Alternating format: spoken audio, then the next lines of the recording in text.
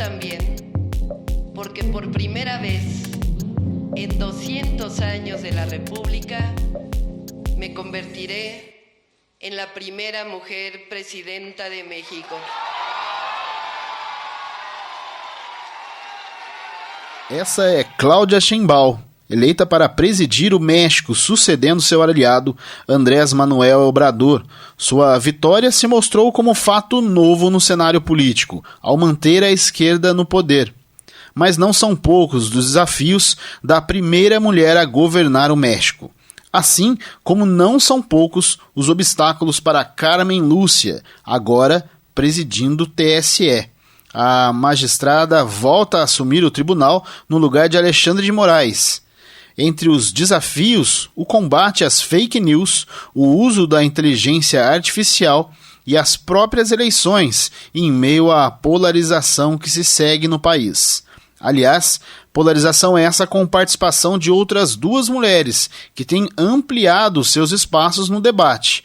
A primeira delas, a primeira-dama Janja, e outra, a ex-primeira-dama Michele Bolsonaro. Pautas essas da edição número 20 do Linha Política, mais uma vez com participação do professor Márcio Meirelles. Muito bem, professor, então temos aí a eleição de Cláudia Sheinbaum, né? Ela que tem 61 anos, vai manter a linha à esquerda no governo do México com vários desafios e assume o lugar, o posto do atual presidente, o Obrador, Andrés Manuel Obrador. Ele tem uma... Se a gente colocar no mundo de hoje, né, na polarização mundial que nós temos, ele está atingindo o aspecto atual de 64% de aprovação, é um índice bem alto em meio a um mundo tão dividido como temos agora. A gente pode dizer que essa situação no México hoje, a vitória da Sheinbaum e para assumir o lugar do Obrador, se assemelha muito ao que tivemos no Brasil no ano de 2010, com a vitória da Dilma Rousseff, depois de Lula, né, nos últimos meses de Lula, quando estava com um altíssimo índice de aprovação? Bom, Francisco, os ambientes são bem diferentes, né? Politicamente são bem diferentes. No caso da Dilma com o Lula, me parece que houve uma preferência do Lula. Me parece não, houve, né, uma imposição do Lula no nome da Dilma Rousseff. E a Dilma depois me parece que se libertou do jugo do Lula e quis fazer um governo independente e deu no que deu. A Cláudia, no México, apesar do suporte, né, que o presidente atual dá a ela terá um governo extremamente complexo se, né, tudo indica, porque o Donald Trump deve ganhar as eleições, porque esse julgamento que ele teve agora, acho que fortalece mais, porque a questão do coitadinho não é só aqui na América Latina, na Europa, nos Estados Unidos também. Então eu acho que o Donald Trump vai ter chances agora de ganhar as eleições, porque ele vai dar de vítima, né? Ele vai dar como um perseguido, como uma armação do Biden. Então é possível que ele ganhe a eleição. Então a relação Estados Unidos e México será uma relação extremamente complexa, né? Agora, com o apoio do presidente, se ela seguir a orientação, porque o erro da Dilma foi fazer um governo independente, porque na verdade o próprio Lula se afastou do governo dela, mais ou menos deixou assim, vai com Deus, né? E se arrebentou. E ele ficou preservado. Agora, no México, a coisa é diferente, as relações econômicas, Estados Unidos e México são muito fortes, a questão da imigração. Então, ela terá problemas, sim, para governar o México. Essa é a minha opinião. E aí ela tem algumas diferenças com relação ao Obrador. Ela quebra alguns paradigmas, né? Não só por ser a primeira mulher a governar o México, mas também vai quebrar um pouco dos paradigmas que foram mantidos por Obrador com relação, por exemplo, à questão da religião e a política, né? Ela não é cristã, ela é de família judia, apesar que ela não pontua isso de uma forma muito presente nos seus discursos políticos.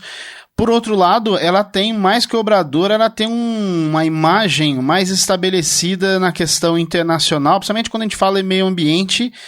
E, de certa forma, apesar de muita dificuldade com a violência, o narcotráfico principalmente, né, o que a gente está acompanhando aqui no Brasil, na verdade acho que a América Latina inteira, né, ela tem desafios internos além desses externos. Professor, o México, assim como o Brasil, tem se mostrado, assim como o mundo, né, um país polarizado também. Apesar da diferença altíssima de quase 30% que ela teve sobre a Xochitl Gálvez, que era a candidata da extrema-direita, mas o desafio quanto a ser mulher para um país como o México, como que isso pode impactar? Acho que isso até talvez nem foi muito trazido no período da Dilma, mas no caso da Cláudia Sheinbaum, isso vai ser pontuado, enfrentar esse desafio também de um debate de gênero, a gente pode dizer assim? É difícil dizer, né, Francisco? Nesse momento é muito difícil dizer. Mas, por exemplo, a Dilma não teve nenhuma resistência pelo fato de ser mulher. A Bachelet no Chile também, né? A própria Cristina Kirchner, que tinha uma importância muito grande na Argentina. Eu não sei se o machismo sul-americano prevaleça. Pode ser que no México, mas a impressão que eu tenho é que como ela tem um suporte, né, político do ex-presidente, eu acredito que ela, de uma certa forma, vai ser preservada, né? Mas me parece que na América Latina os homens estão aceitando as mulheres presidentes, né? Ou seja, não está havendo assim tanta resistência ou oposição, porque o movimento das mulheres está crescendo cada vez mais. E não é só interessante falar só sobre a América Latina, como também sobre a Europa, né? É interessantíssima a situação da Europa também, a Itália, né? Da Cláudia Meloni. A Le Pen cresce muito na França, na Alemanha também há um crescimento da primeira, que vai ser indicada agora, né? Participação feminina, né? Ela tem uma importância na Alemanha também, e são de direita, né? O interessante é isso, que são de direita. E na América Latina são todas de esquerda. Talvez seja aí esse diferencial de que na América Latina as mulheres são aceitas e na Europa também são aceitas como sendo de direita, porque na Europa há um amadurecimento político, há um amadurecimento, né, social diferenciado da América Latina. O europeu tem um estilo de vida completamente diferente de nós, latinos-americanos, né? Então é muito interessante essa mudança que o mundo está tendo com referência à entrada da mulher na política, que está crescendo cada vez mais e em cargos importantes da Europa, por exemplo, né? A Europa agora que está crescendo na direita, agora com a entrada das mulheres também de direita, né? Então, o panorama é interessante, mas eu acho que o que a gente tem que analisar politicamente é a presença da mulher, que eu acho isso fundamental de importância para o desenvolvimento social e político dos países, porque elas têm contribuição a dar, sim.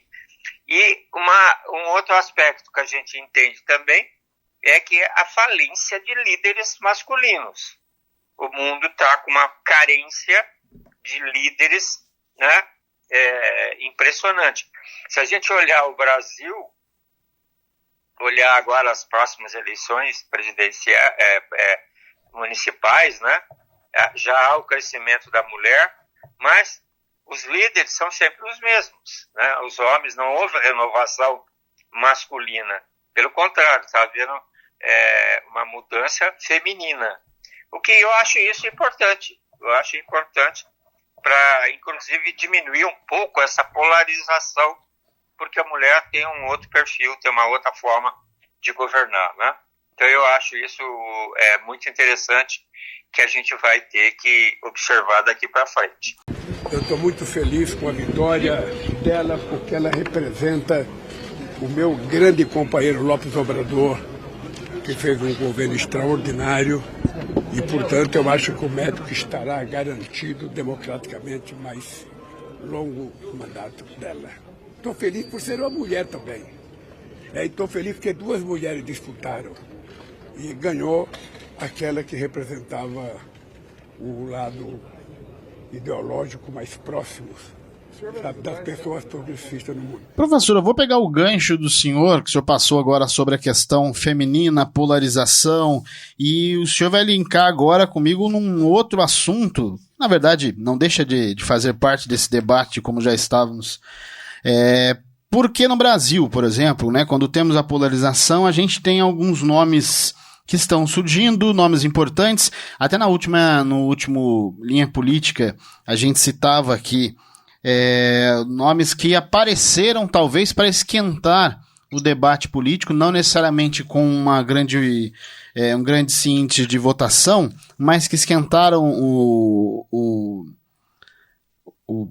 debate nas eleições, né? Por exemplo, a Tebet foi um desses nomes, apareceram hoje, ministra, e há quem diga que tem um futuro importante se souber arrumar aí, um dos nomes para mais para frente, quem sabe, para a gente ter outras linhas de pensamento no Brasil.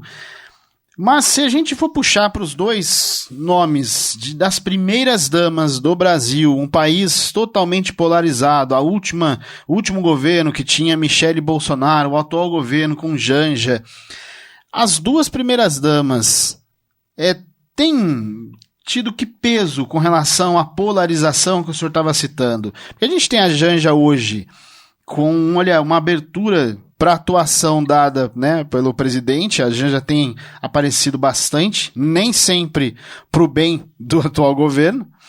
E do outro lado, Michele Bolsonaro, que parece estar até mais presente nos eventos do ex-presidente do que no período em que ele governou, falando mais, mas quando fala para esquentar a discussão, o debate e o lado ruim desse debate Lula-Bolsonaro. Eu acho que a Michele é treinada, né? Ela é treinada porque ela não tem nenhuma postura política, não tem nada, ela está na sombra do marido, né? A Janja já tem uma formação cultural, já é uma socióloga, né? Ou pelo menos tem uma visão melhor de mundo, mas na verdade as duas figuras são figuras assim mais emblemáticas, justamente para manter, não para manter a polarização política, mas para manter a imagem do marido, né, dos maridos, né? Mas não, eu acho que não tem fundamento nenhum, não tem sentido, por exemplo, uma Michele ser presidente do Brasil. Ou seja, nenhuma Janja ser presidente do Brasil, seria o cúmulo isso acontecer, né? Mas eu acho que elas são mais ou menos assim, papagaio de pirata. Elas ficam atrás, né, do prestígio dos seus maridos para manter essa questão da discussão política, da mulher, de dar palpite, de ativar as fake news, né? Ou seja, o que tem de fake news a respeito das 2 personalidades é uma coisa impressionante. Então eu acho que é mais para manter o diálogo, manter a imagem, né, a lembrança da população. Em contrapartida, a gente tem uma presidente do Tribunal Superior Eleitoral, que não dá para a gente comparar uma Carmen Lúcia com uma Janja e uma Michele. Então é bom que elas apareçam e tal, mas elas não têm nenhuma condição política de permanecer.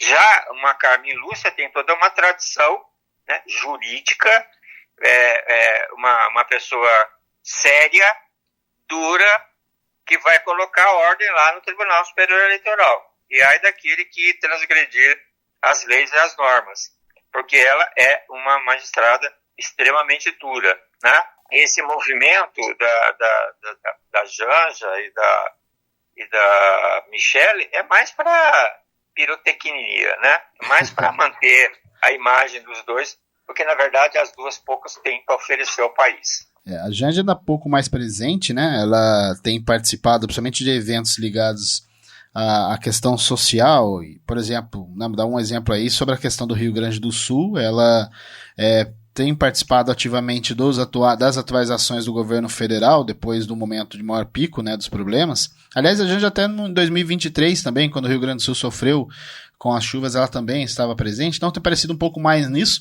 Deu um tempo nas suas publicações, a gente lembra que foram algumas polêmicas dentro do governo, fogo amigo, né, com algumas publicações da Janja. Aliás, o Lula tem enfrentado problema de fogo amigo nesse governo, olha, tá difícil a coisa. E com relação a Michele, quando vem, por exemplo, a algum evento ou alguma entrevista, me vem com frases como o papel da mulher é ajudar o marido, sabe? E aí aumenta a rejeição, e principalmente naquilo que é a principal rejeição do Bolsonaro, que é a questão da mulher, né? Agora, professor, o senhor citou, eu ia exatamente a esse ponto, de falarmos sobre o TSE que agora está com nova administração.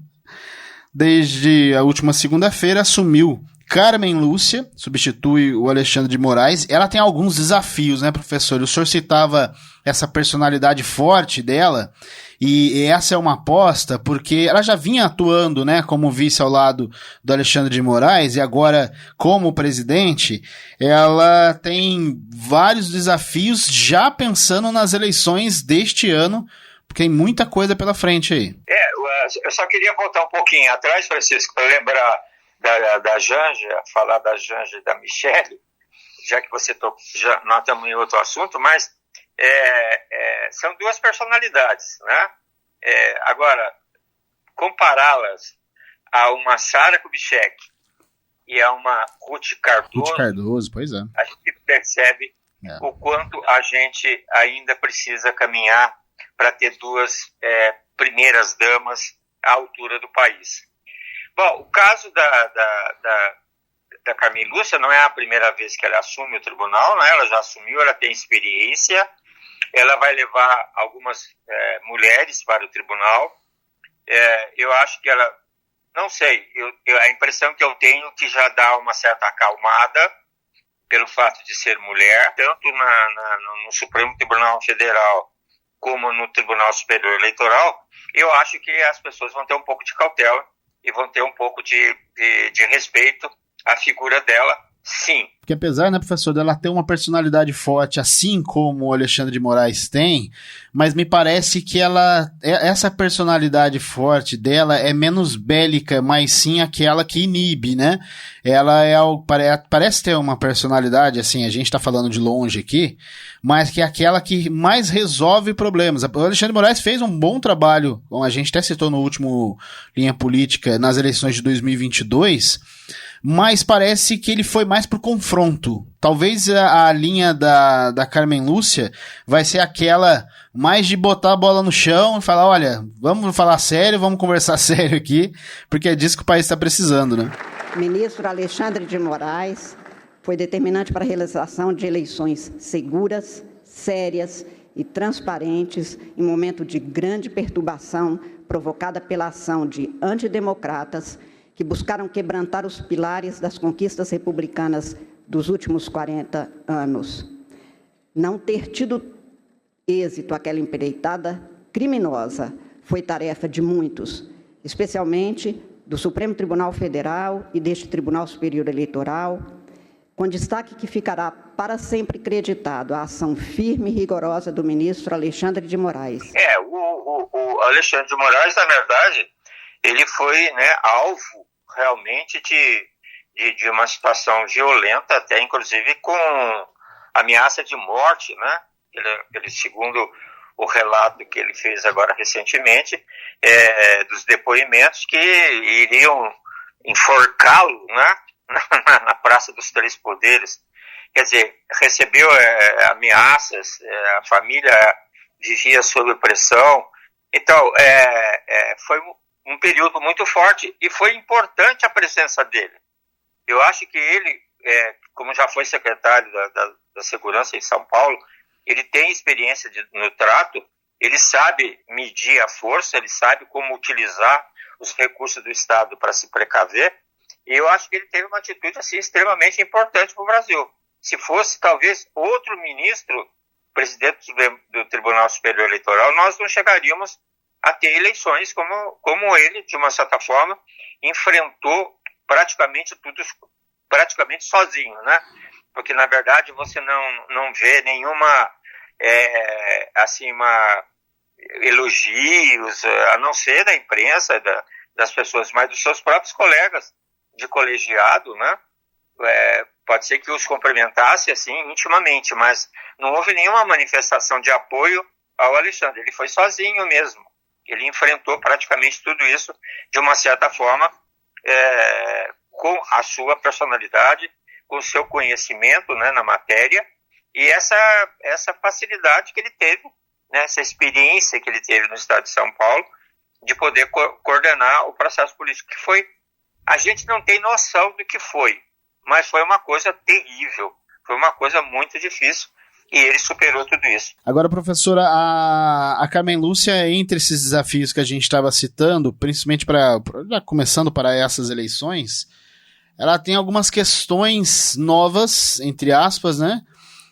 Principalmente com o entorno do uso da tecnologia, além das fake news, que já fazem parte da política nacional do Brasil como um todo, infelizmente, há algum tempo. Mas, por exemplo, ontem ela citou, ontem eu digo, a gente está gravando na terça-feira, né, um dia após a posse da Carmen Lúcia, ela citou não só as fake news, mas também o desafio com relação à inteligência artificial.